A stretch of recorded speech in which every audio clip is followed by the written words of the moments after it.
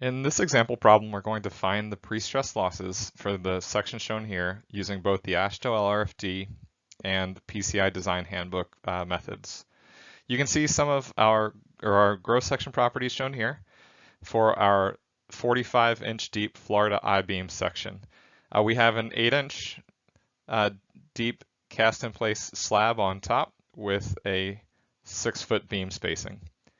You can see some of our strand properties shown below. We have the same eccentricity at midspan as we do at the ends, 13.5 inches. And you can see we're using 1/2-inch diameter strands. We have 30 of them to give us a total area shown here. Our bridge properties are shown next. We have a 90-foot main span with a volume to surface area ratio for our section of 3.9 inches and a moment due to self weights at midspan shown here.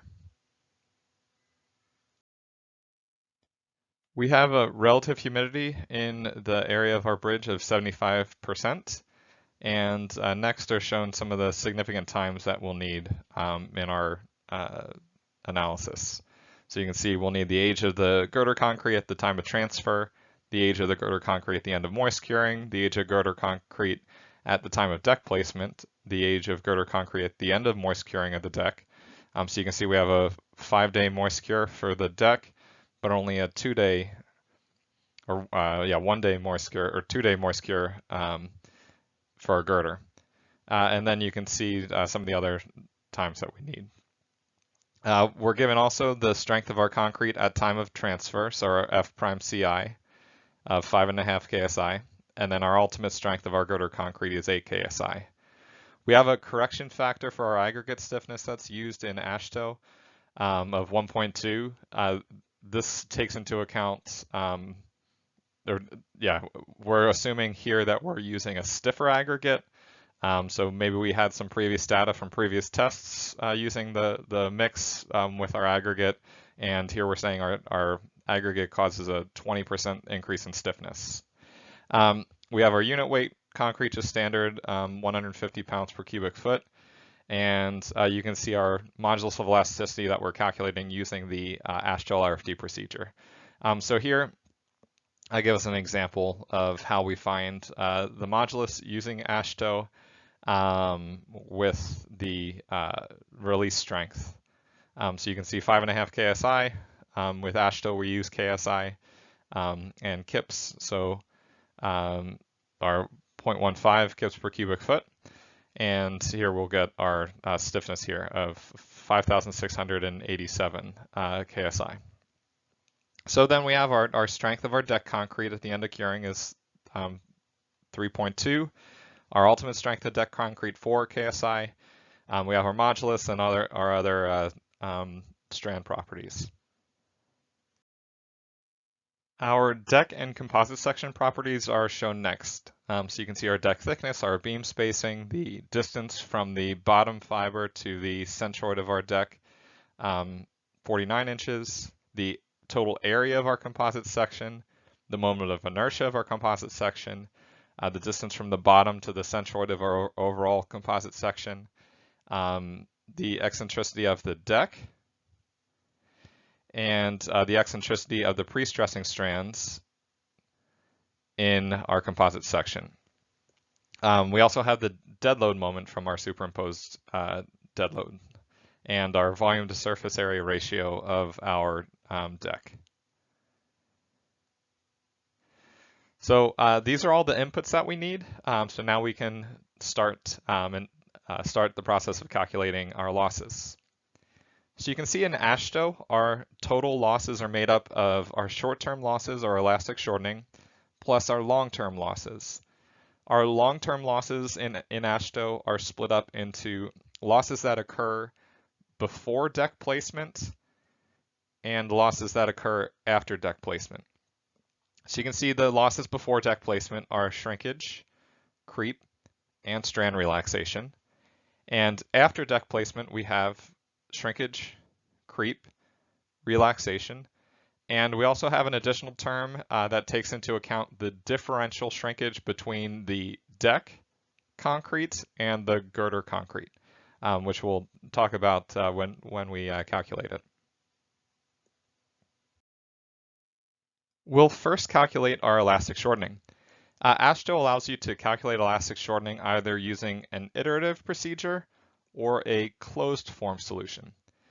You'll get equivalent answers using both, so it's easier just to use the closed form solution that's found in the commentary and shown here.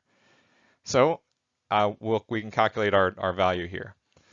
So I'm going to first find this IG plus E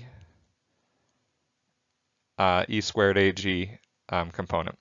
So for us, we'll have 226,625 inches to the fourth, plus our eccentricity 13.5 inches squared times our AG 869.58 inches squared.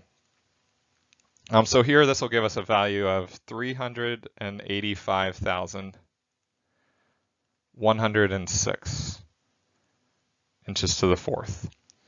Now we can plug all these values into our expression for our elastic shortening. And we'll get our elastic shortening equal to 4.59 inches squared times our pre-stressing stress before transfer, 202.5 KSI, times this term that we just found, 385,106 inches to the fourth, minus 13.5 inches times our self-weight moment, 11,008 kip inches, times our gross area, 869.58 square inches, and then all this divided by 4.59, the area of our pre-stressing, times 385,106, that value that we calculated, plus 869.58, our gross area, times our moment of inertia, 226,625, and then times 5,687 KSI, our modulus, all divided by the modulus of our pre-stressing, 28,500. So we'll get our elastic shortening loss to then be equal to 5.6 KSI. We can use this then to calculate our stress in the strand after elastic shortening by just taking our 202.5 minus this 5.6, which will give us a value here of 196.9 KSI. So we can then use this to calculate the concrete stress at the centroid of our strands. So our FCGP is going to be equal to 196.9 KSI times the area of our pre-stressing, 4.59 inches squared, times 1 over our gross area, 869.58 square inches, plus our eccentricity squared, 13.5 squared, divided by our modulus, or sorry, moment of inertia, 226,625, minus our self-weight moment, 11,008 kip inches, times our eccentricity, 13.5 inches, divided by our moment of inertia, 226,625 inches to the fourth, which will give us an FCGP equal to 1.11 KSI. So we have our elastic shortening loss and our FCGP, which we'll need moving forward. We're now ready to calculate all of our time-dependent losses. To calculate our time-dependent losses, we need to go to the material coefficient section and calculate our creep and shrinkage from section 5.4. So what I'm going to do first is calculate all of our required girder material coefficients and our creep coefficient and shrinkage strain, and then we'll use those to calculate all of our losses. So to start, we can find all of our required girder material coefficients from section 5.4. We can start by finding our shape factor for our girder, which takes into account how far water needs to travel to get out of our cross section using our volume to surface area ratio. So our KS is going to be equal to 1.45 minus 0.13 times our volume to surface area ratio, which is 3.9 inches, which will give us a value of 0.943, which we can see that this is less than 1, and we need our KS to be greater than 1, so we're going to use a KS equal to 1 here. Our humidity factor for shrinkage is just going to be 2 minus 0.014 times 75, which will give us a value here of 0.95. You can see our relative humidity is 75%, so we just input 75 as a whole number there. Our KHC, our humidity factor for creep, is going to be equal to 1.56 minus 0.008 times 75, which will give us a value here of 0.96. And then our concrete strength factor, our K sub F, is 5 divided by 1 plus 5.5 KSI, which gives us a value here of 0.769. So all these values are independent of time. We take into account time in AASHTO using this time development factor, or K sub TD. So we need to calculate a time development factor for all of our different creep coefficients and shrinkage strains, and we're going to do that on the next slide. All of our required time development factors are shown on this slide. So you can see we'll need a time development factor from the initial time to the time of deck placement. So the time of release is 1 day and time of deck placement is 150 days. So we find a KTD for that range of 0.802. We can find one from the end of curing to deck placement, initial to final, end of curing to final, and deck to final. You can see because our final time is 100 years out, when we have final time, that time dominates, so all those factors are 0.99. If you had a different service life, those factors may be different. So using all of these material coefficients, we can now calculate our required creep coefficients and our required shrinkage strains, which we're going to do on the next slide. Our required creep coefficients and shrinkage strains are calculated on this slide. So you can see we need our creep coefficient from initial time or time of release to deck placement, our creep coefficient from time of release to final time, from deck to final, and we also need the same shrinkage strain values. So note here with shrinkage, because we have less than a 5-day moist cure, we need to increase our shrinkage by 20%. So that's what this 1.2 is at the beginning of our shrinkage strain equation. So you can see if we did have a moist cure for 5 days or more, then we wouldn't need that 1.2 at the beginning. But with that 1.2, we can calculate our shrinkage strain from initial to deck, from initial to final, and from deck to final. And we're going to use these creep coefficients and shrinkage strains in our pre-stress loss equations. Next, we can calculate our transform section coefficient. This coefficient accounts for how creep and shrinkage will occur when steel and pre-stressing are present in the section. So essentially, this steel is going to help restrain the shrinkage and the creep. So there's going to be less shrinkage and creep in a section with pre-stressing compared to one without, if the same stresses were applied. So anyway, our transform section coefficient we can find. So from initial to deck, our KID is going to equal 1 divided by 1 plus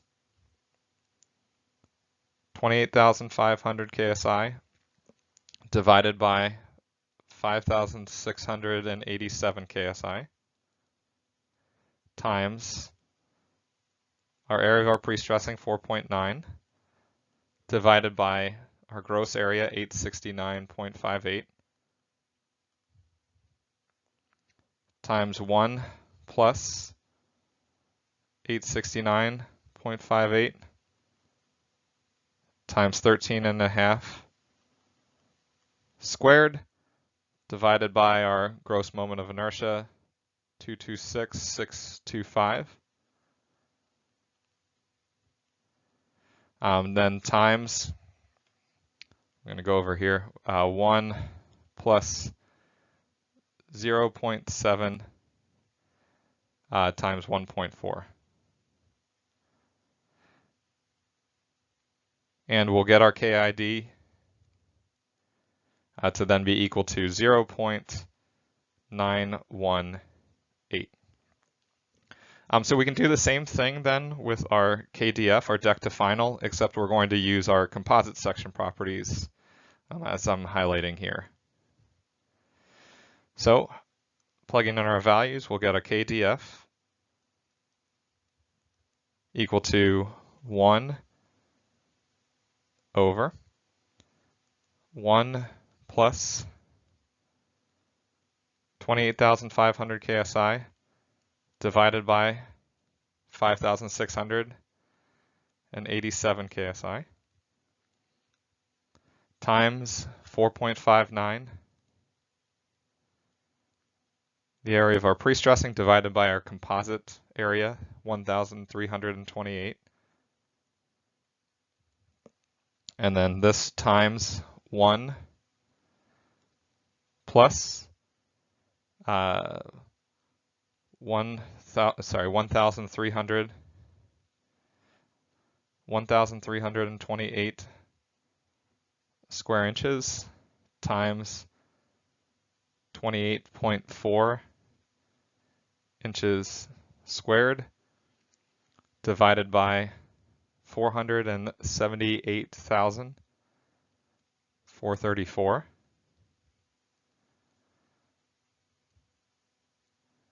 And then times 1 plus 0.7 times 1.4. And we'll get a KDF to be equal to 0.920. So again, note that we're using our composite section properties where appropriate. The last material coefficients that we'll need are for our deck. So here we need to calculate the shape factor, the concrete strength factor, and the time development factor for our deck concrete. Note that our relative humidity factors are going to be the same because our deck is in the same climate as our beam. So we can calculate these values, and you can see we're going to have 1.0 for our shape factor, 1.19 for our concrete strength factor, and our KTD here from deck to final is going to be 0.999. We can plug these values then in and calculate a shrinkage strain from the deck to final for our deck, and then a creep coefficient. And we'll use these values when calculating our losses on the next slides. We're now ready to calculate all of our losses, and we'll start with our long-term losses prior to deck placement. We can calculate first our shrinkage loss. So our shrinkage loss, delta FP SR, is going to be equal to our shrinkage strain from initial to deck, which we found to be 3.37 times 10 to the negative fourth, times the modulus of our pre-stressing, 28,500, times our KID factor, which is 0.918. So we'll get a shrinkage strain here of 8.83 KSI.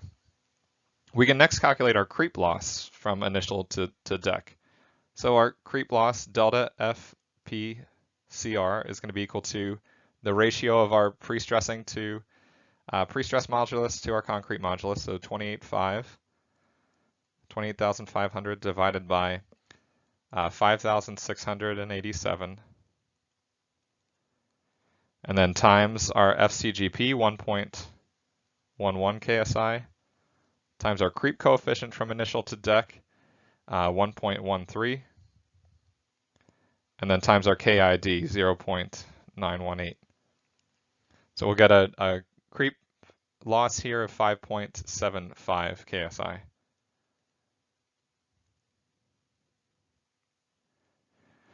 Then we can calculate our relaxation loss. So our relaxation loss is going to be equal to 196.9 KSI. So the stress in our pre-stressing strands after elastic shortening times KL 30 times our FPT 196.9 divided by our approximate yield 243 minus 0.55 is going to give us a relaxation loss here of 1.7 KSI. We can then add these up to get our total losses before our deck placement. So 8.83 KSI plus 5.75 KSI plus 1.7 KSI is going to give us 16.3 KSI. So this is our total losses before deck placement. Next, we're going to calculate our long-term losses after deck placement. We can start by calculating our shrinkage loss from the time of deck placement to final. This delta FPSD is going to be equal to our shrinkage strain in our beam from deck to final, which is 0.83 times 10 to the negative fourth, times the modulus for our pre-stressing strands, 28,500, times our KDF, which is 0.92. So this will give us a shrinkage loss of 2.18 KSI. We'll now calculate the creep loss from deck to final. And to find this, we'll need to find a few additional terms.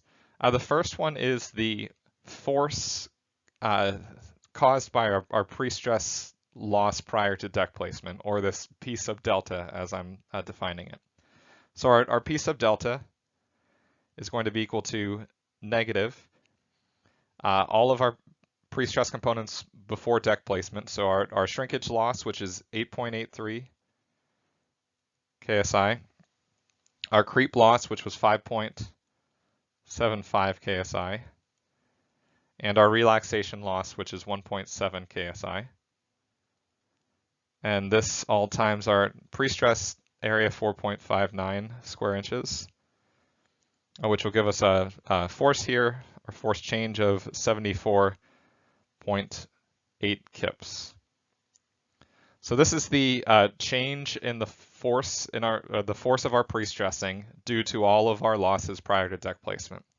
We can then use this with our moment from our superimposed dead load to calculate the change in concrete stress at the centroid of the strands. So our delta F sub CD is equal to negative 74.8 kips divided by our gross area, 869.58 square inches, plus negative 74.8 kips times our eccentricity, 13.5 inches squared, divided by our moment of inertia, 226,625 inches to the fourth, minus the moment from our superimposed dead load, 7,129 kip inches, times our eccentricity, 13.5 inches, divided by our moment of inertia, 226,625 inches to the fourth, which will give us a change in stress here of negative 0.57 KSI. We can plug this value in with our other known values into our creep loss equation shown here. So our creep loss then is going to be equal to 28,500 divided by 5,687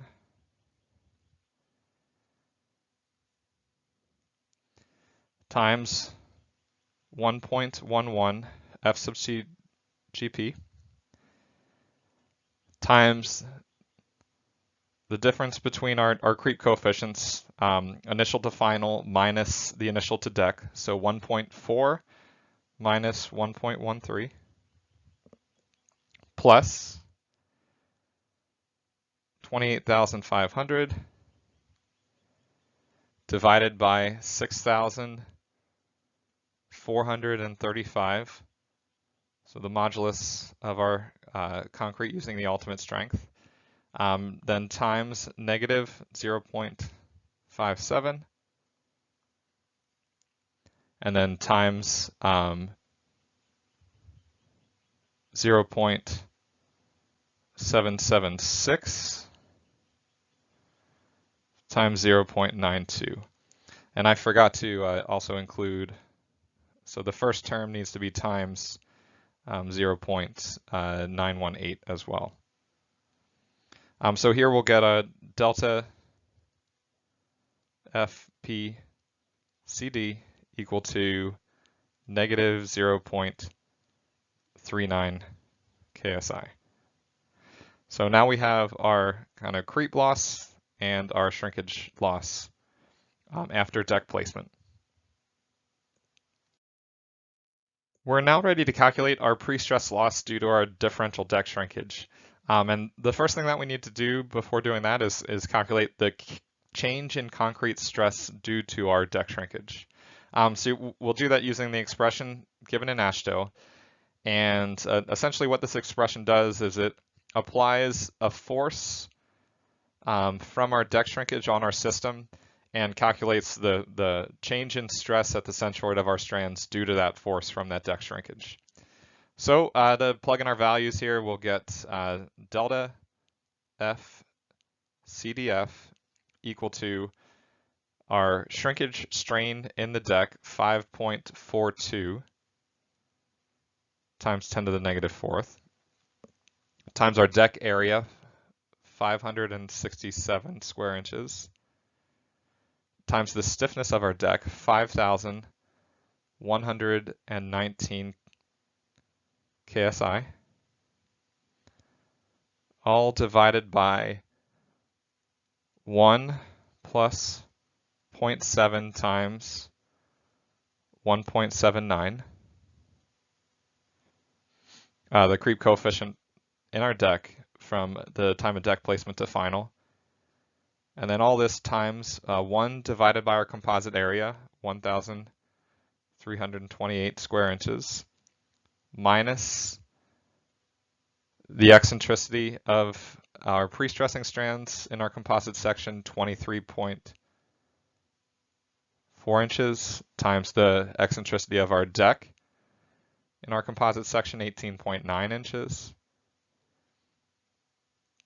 and then divided by our composite moment of inertia, 478,434 inches to the fourth. So we can see this value that will then be equal to negative 0.12 KSI. So we can plug this into our pre-stress loss due to the differential deck shrinkage equation, and we'll get delta F sub PSS equal to 28,500 KSI divided by the stiffness of our concrete, 6,435, times the stress that we just calculated, negative 0.12 KSI, times our KDF, 0.92, and then times 1 plus 0.7 times our creep coefficient in our beam from deck to final, 0.776. So we'll get our loss due to our differential deck shrinkage then to be negative 0.76 KSI. So then we can find our relaxation loss, which per AASHTO is our relaxation loss from deck to final will be equal our relaxation loss from initial to deck. And we can add all of our components together. So we can calculate our total deck loss or total losses after deck placement here and add those values together. So before deck, after deck to get 19 KSI total long-term losses, and add that to our elastic shortening loss to get our total pre-stress loss in our system of 24.6 KSI. Next, we're going to calculate our losses using the PCI Design Handbook approach. The PCI Design Handbook approach found in section 5.7 calculates pre-stress losses as a combination of a few different terms. So we have our elastic shortening loss, our shrinkage, our creep, and our relaxation losses. So we'll calculate each of these components. The first thing that we'll need to do is find our concrete stress at the centroid of the strands. This is an iterative procedure in PCI.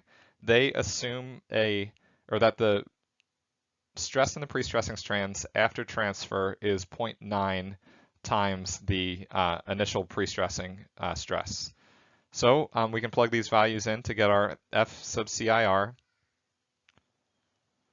which will be equal to our KCIR, which for pre-tension components is 0.9, times our P sub I, 929.5 kips, divided by our gross area, 869.6 square inches, plus 929.5 kips times our eccentricity, 13.5 squared, divided by our gross moment of inertia, 226,625 inches to the fourth, minus our self-weight moment at midspan, 11,008 kip inches, times our strand eccentricity, 13.5 inches, divided by our gross moment of inertia, 226,625 inches to the fourth, which will give us a stress here, F sub CIR, equal to 0.979 KSI. So we can take this times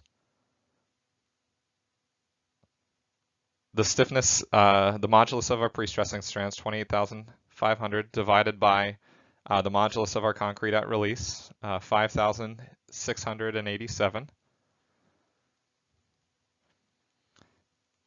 times the stress that we found, 9.979 KSI. And this will give us an elastic shortening loss of 4.9 KSI. We can next calculate our creep loss. So our creep loss, we need to calculate the concrete stress due to our superimposed dead loads. So we're given our superimposed dead load moment of 7,129 kip inches times our strand eccentricity, 13.5 inches, divided by our gross moment of inertia, 226,625 inches to the fourth, which will give us a stress here of 0.425 KSI. And then we can plug this into our creep loss expression with our KCR equal to 2 because we have normal weight concrete. So we'll have our creep loss then will be equal to 2 times 28,500 divided by the stiffness of our concrete, assuming the ultimate strength of our concrete, 6,435 KSI. Then times our F sub CIR, which is 0.979 KSI minus 0.425 KSI, which will give us a loss here of 4.9 KSI. So we now have our creep loss and our elastic shortening loss. So now we can calculate our shrinkage and relaxation loss on the next slide. To find our shrinkage loss, we need to first find our shrinkage strain.